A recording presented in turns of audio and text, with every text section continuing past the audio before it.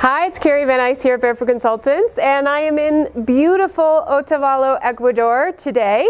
It happens to be Holy Week, what is known as Semana Santa in Latin countries, and normally for those of you who are thinking about working in a predominantly Latin country, they have 2 weeks off at Easter time, which is this week. So I've used this time to travel and explore another country. This is something that you could also do if you are teaching in a Latin country. Maybe use it to explore the country that you're working in, or hop over to a neighboring country and spend some time there, or even use that time to go home and visit your friends and family for a little bit of a break. So today I'm going to talk to you a little bit about learning the language of the country that you're in. And the first thing I want to say about this is that you do not need to speak the language of your students. As a matter of fact, most people who are native English speakers do not speak the language of their students when teaching English. They don't have to, it's not a requirement of hire, and as a matter of fact, sometimes you might even get in trouble if you're speaking to your students in the native language. So it's not going to prohibit you from getting hired if you don't speak the language, but I want to talk about how much more enriching your life experience will be if you learn some of the basics of the language. So if you go to another country and you're probably going because you want to experience the culture. You want to get to know some of the locals. This is a life-expanding experience, and you really limit yourself if you don't at least know some of the basics of the native language. So I'm going to encourage you to find a way to learn some of the basics of the native language. There are lots of ways to do this. You could even start now. Things like Duolingo, apps that you can download onto a smartphone or an iPad can help you do that, and they tend to be free.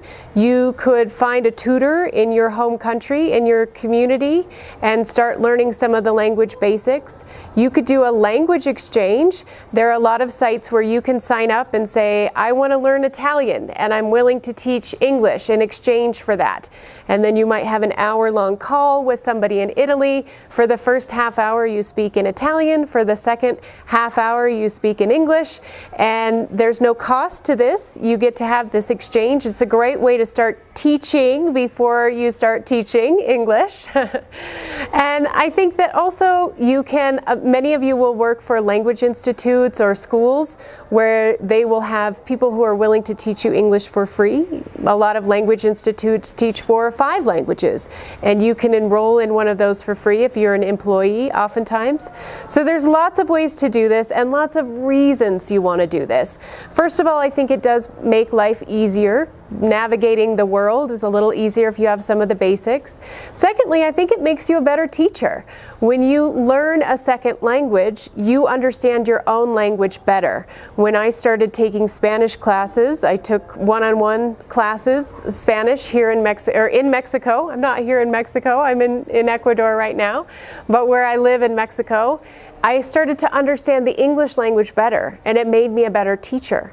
I also understood what it was like to learn a second language. It gave me more empathy and compassion for my students because I knew what they were going through.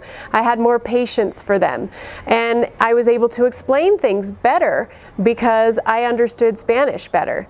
So I think there's a lot of reasons why you might want to take some time and learn the basics of a language. I think that there are many ways that you can do it. You don't have to invest a lot of money in this, and it's going to make you a better teacher. It's going to give you a much more enriching life experience when you get there. So I hope you consider learning the language, and not for your students' sake, but for your sake. And I want to say welcome to those of you who are new to the program, and I will see you in next month's video. Bye from Otavalo, Ecuador.